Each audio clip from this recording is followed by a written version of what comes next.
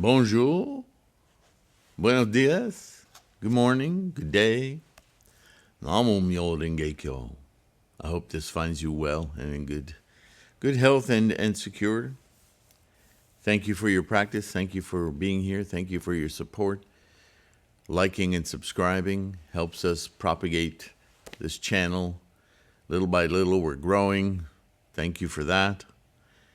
Mostly thank you for your practice, of course. We are working on this assemblage that I put together. It's available on threefoldlotus.com as an ebook or on lulu.com/spotlight/kwoon, KWOON. Wow. Maybe my mouth will begin working soon. Let's hope. We are in the midst, or we're going to complete, actually, Letter to the Brothers. Quite an interesting go-show, or letter, about societal influences, family influences, myriad influences with regard to our mind, our state of mind, our practice, certainly, and everything, of course, with Nichiren and with Buddhism is about our enlightenment, our mind. What influences your attitude? What modifies your intent? When do you know it's been modified? When do you realize, did you come up with a different path or a different idea or a different direction, or were you influenced to think? And sometimes influences are good. Oh, I hadn't thought about that. Let me modify my plans this way. Right? Influences can be helpful, harmful, get in the way.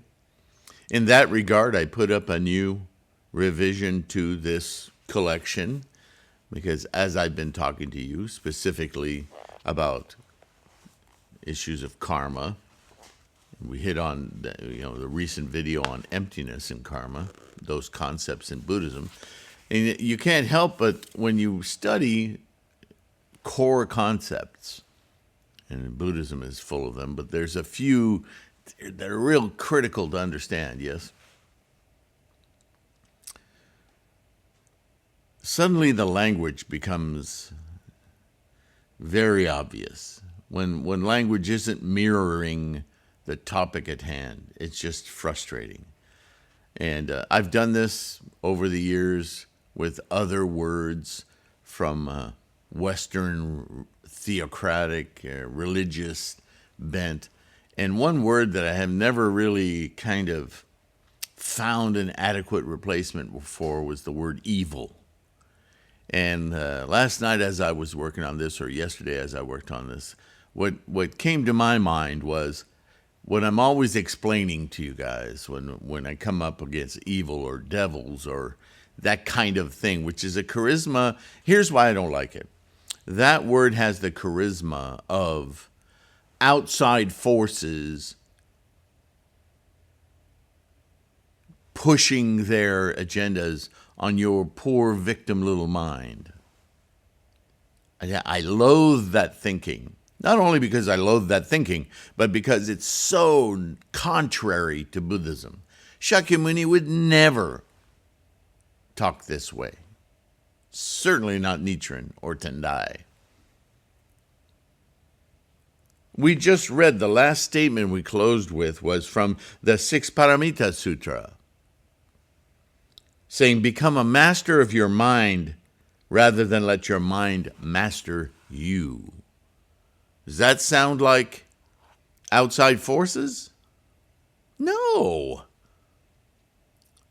So last night I hit on something, it seemed perfect, or not perfect, but at least better.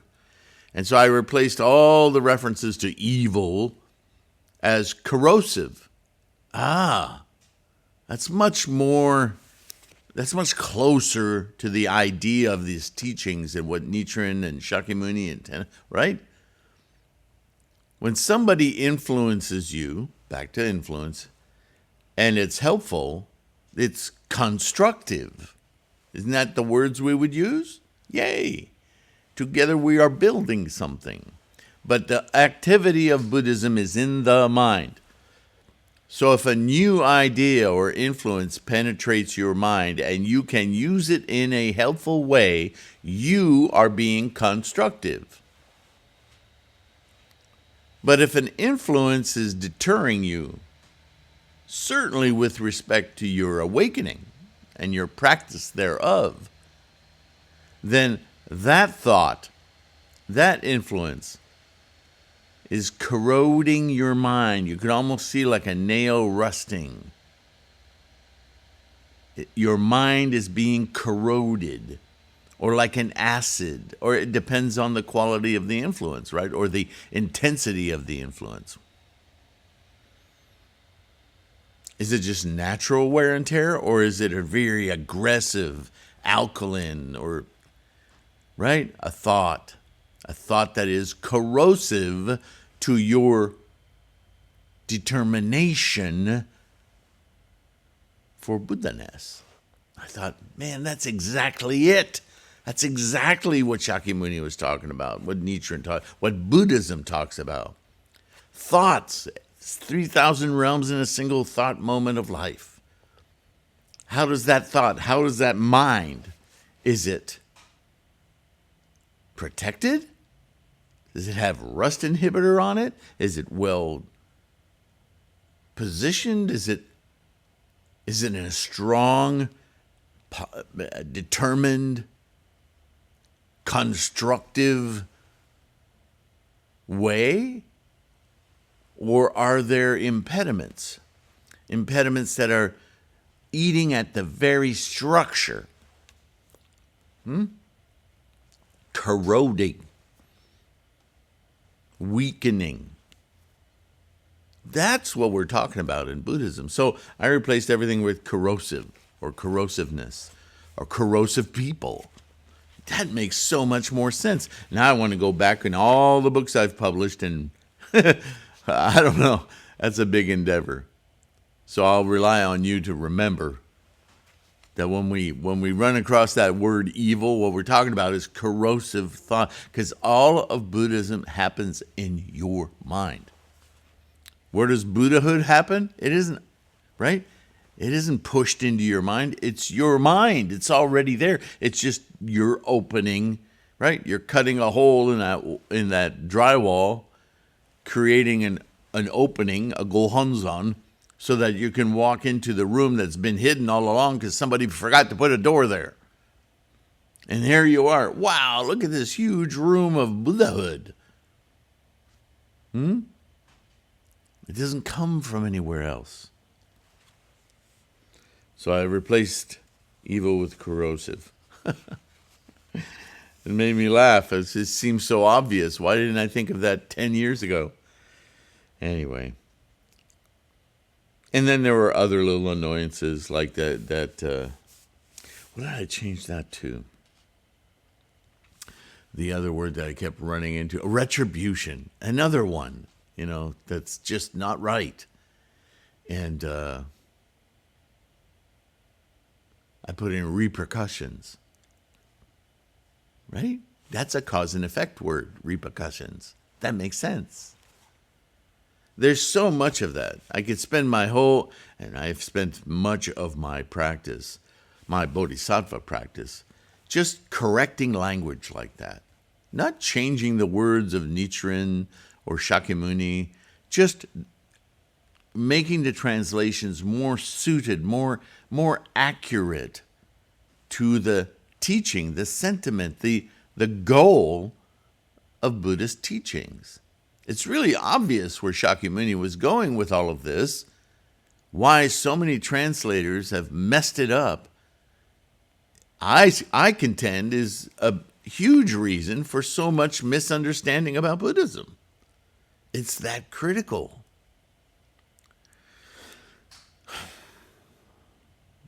You've heard me quote William Burroughs before. Not that it's that meaningful, but it's a reminder to me. This little voice in the back of my head says, language is a virus from outer space. It can be, right? And it's on us to nurse it back to health. So it's part of my practice, my bodhisattva effort. All right, let's close out the letter to the brothers. And Nichiren is closing this out by saying, whatever trouble occurs, regard it as no more than a dream, and think only of the Myoho Renge-kyo, the Lotus Sutra, the method for your enlightenment. Whatever you're running into, your troubles, tribulations, keep your mind on Myoho Renge-kyo. And look upon these great turbulences you might be experiencing in samsara as dreamlike, as potentials. There is turbulence. It's not my turbulence. It's not happening to me. Stop thinking that way. That's how you dwindle into your lower worlds, right? Rather, look upon anything that happens to you almost like a suggestion. It's around. It's happening. But don't take it as to you. It's occurring. Right? There is struggle. There is this. There is that. It's a choice how involved you get with it. And by focusing on Myoho Renge-kyo, your Buddha mind will deconstruct it, see it for what it is, and easily deal with it, right? Instead of being like a tsunami just taking you over. Nichiren's teaching was especially difficult to have confidence in at first. But now that my prophecies have been fulfilled, those who slander without reason have come to repent. In other words, I've been doing this long enough now that the predictions I've made that seemed obvious to me, not only my predictions, Nichiren is saying, but Shakyamuni saw this coming. I'm just saying, here it is. It's happening. Look, this is bound to happen. And it happened. Wouldn't that suggest to you that I may have an idea what's actually happening here? Not because, and I don't really like the word prophecy, but basically he just put 2 and 2 together and said, look, it's going to be 4. And then sure enough, it was 4. I didn't make that happen. I just pointed to it. Obviously, maybe what I'm talking about makes sense. Maybe you should heed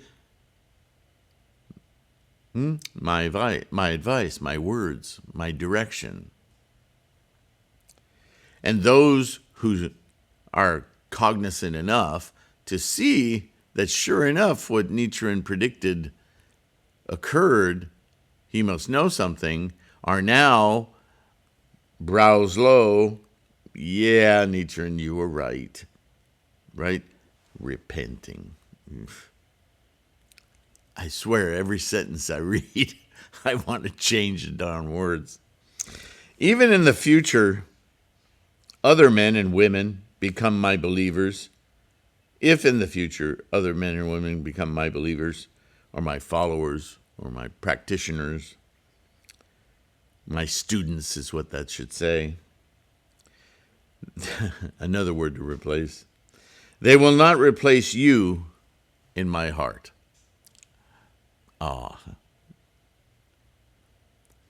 Nichiren just doesn't teach at us. He teaches within us.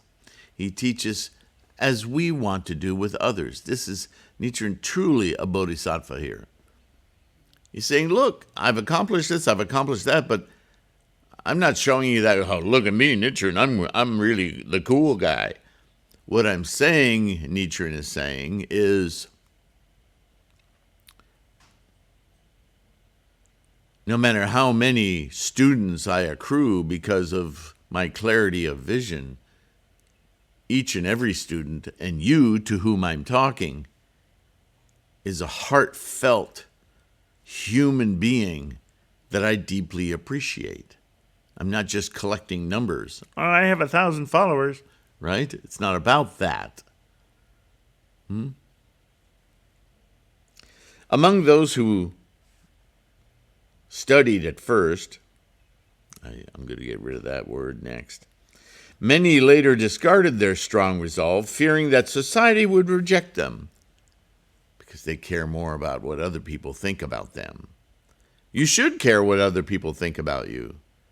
You shouldn't be afraid of what other people think about you. That's the point. Whenever you think, what are other people going to think? The first thought you should counter that with is, I should be their example. I should demonstrate. I should be a mentor. Even if I'm not able to have eloquent speech and lead people that I can't. How do I teach somebody Buddhism? How do I teach somebody how to chant? Just chant. Teach them how to chant. They'll do the teaching themselves. That's how this works. So whenever, what Nichiren is saying, whenever you find yourself thinking, I don't know if I can do that in public, or if I do this, what will people think? Don't worry about what they think. Tell them what to think. Be the exemplar. Isn't that what Nichiren told us to do? Emulate me, he said.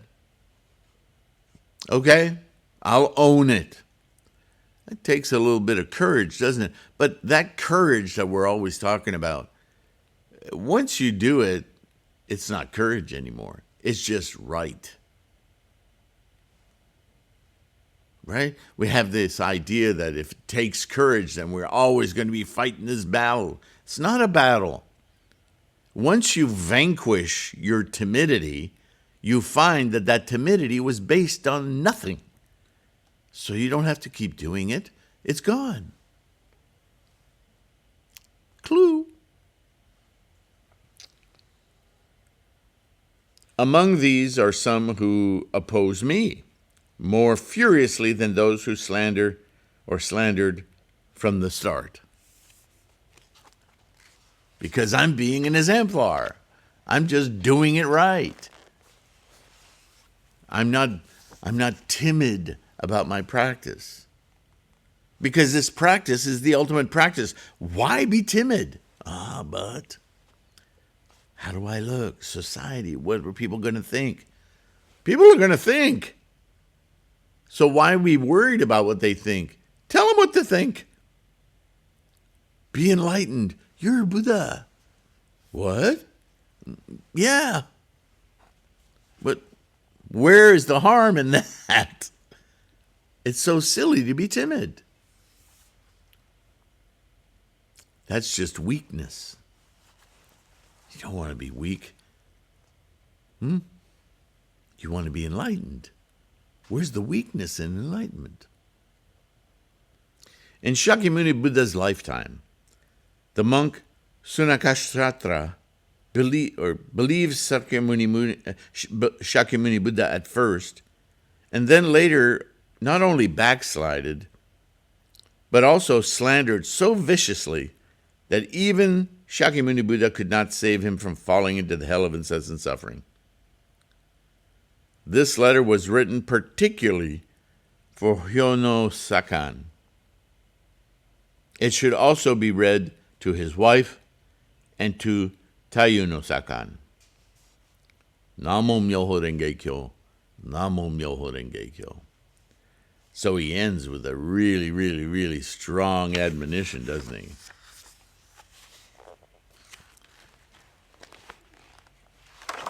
What is it, the Kaimoku Sho? Where Nichiren says, people often forget what they promise. I'm going to practice every day. I'm going to chant an hour before Gongyo every day. I'm going to do it. And then life starts changing. And karma starts manifesting that's full of repercussions from previous acts that we've long forgotten, and here they come. And instead of going, Whoa, great. I can clean all of this crap out with one fell swoop. I just got to chant about it. I'll get through it. It'll be amazing. My life will truly change. Right? Viewing obstacles like, whoa, I'm changing some stuff. Obviously, I don't even know what it is, but I'm excited to change it. But that's not normally how we react to obstacles, is it? Oh, shit, what is that about? How am I going to get through this? Worry, worry, worry. What? Where are you? Where'd you go? Yeah. Those repercussions, they really occupy our mind, and they shouldn't. They should only occupy our mind long enough to send us to our enlightenment. Invoke your Buddha-ness. Open that mental door, right? Come on, problems, come through here. Right? Sometimes that's really hard to remember, though. I understand. Just trying to give you mental ways of converting those moments into enlightenment, into energy toward your enlightenment, inspiration. Right? That's an odd way to think about obstacles, but truly, that's exactly what Buddhism teaches.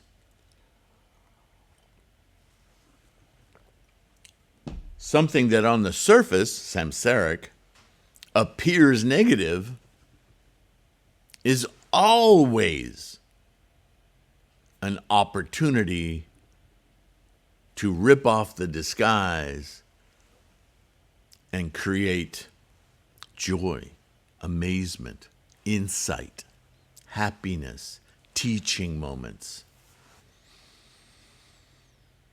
Namo Myoho Renge Kyo. That's all it takes. Seems ridiculous.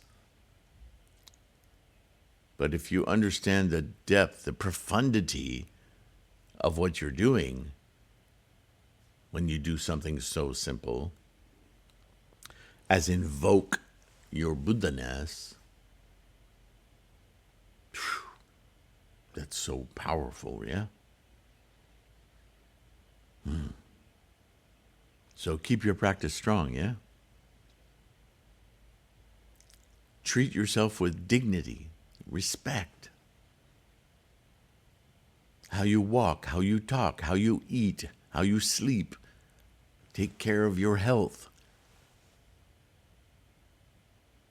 On the one hand, be incredibly grateful, not just humble. Humble implies that there's an aspect of humility that seems like your power is taken away. That's not what I mean when I say humble or humility. That's not what Buddhism means. What it means is deeply appreciative. Be awed by the life that you're experiencing right now, because there ain't no other. If that's a motivator, right? How can the Buddha mind, let alone the Gohanzen door in the mind to perceive Buddha mind, exists where there is no mind? The mind emerges from this magnificent apparatus, not just the body and the brain and the senses, the consciousnesses, but the stars and the space and the earth and the moon and everything. From this whole apparatus, unfathomably large as it is and complex, comes, boop, this sentient mind. And when this apparatus that supports all of this energetic instantiation to manifest it, to have this mind appear, when it quits, when the brain and its synapses goes boop, like the old televisions that go down to a dot. When you turn them off, you could hear the crackles of the electrons as they stop bombarding the screen. I know most of you are too young to remember those days. The mind is gone. There's nothing for it to emerge from. It's energy. It's electric. And when the electricity stops flowing, the bioelectricity of chi, whatever you want to call it, that mind ceases. Well, then your experience of Buddha, over, done. Right? There's no special little lit jewel in some fantasy Muppet movie where you take it out of the marrow of a certain bone in the body and go, there's Bob. Let's see if we can make another Bob. Come on. I mean, it's a fun story, but really? Yeah, this is your life. Live it to its core. Full potential. Don't shy away, not for a moment. Right? Nichiren, I'm living Namo Myoho Renge Kyo every moment of the day. Wow. Endeavor to do that. If you're not sure, commit to doing it for the length of a semester in school, right? People go to college and they're not sure what to follow, so they'll throw themselves at a certain subject. They'll take at least one class through to the end just to get a sense for, is this really exciting to me? Is this what I want to do? Do that. But commit. When you do things in half measures, you never really know. Yeah, I did that, sort of. I wasn't sure I liked it. I don't know, maybe I'll try it again. What are you wasting time for? You have the opportunity, dive in. See what happens. Right? Namo Myoho Renge Kyo. Thank you. Thank you for diving in. Thank you for searching, for exploring, for asking questions of Buddhism, not of me, of yourself. You can share them with me, and I'll share with you. That's what the comments are for. Or email me directly. Sometimes the comments are a little intimidating to be that open to the public. That's fine. Email me directly. I want to know. I want to participate in your growth, in your practice. That's why threefoldlotus.com exists with a bunch of free information there. Every now and again I post a new document, a new subject that kind of goes with emails that I get from you or videos that I create. On the core study materials page, there's I don't know how many links there to different keywords, key subjects, key ideas in Buddhism. There's also the ebooks page where you'll find like this book, and it's really far more economical to get them that way. If you're good with downloading a PDF, reading it on a electronic device, you could print it out, but it's a lot of paper. Or just order the book if you want. I like hard copy. I can fold pages, mark it up, right? But that's because of what I'm doing. You may be really good with it. Anyway, I'm babbling on. All of that is to say your support is deeply appreciated, right? Like and subscribe, that's support. Getting an ebook, getting a print book, getting a mandala of Gohanzon, right? On cafepress.com/Gohanzon. Or like several of you on Patreon or directly with PayPal, monthly donations. So critical, so critical. I'm so deeply appreciative of you guys. And all of us are, because we all gain from it. That's my hope and quest. So thank you. Thank you in your support. And now I'm going to shut up. Let you get on with your day. Namo Myoho Renge Kyo. Be strong, be healthy, be kind. And I'll see you in the next one. All right? Bye for now.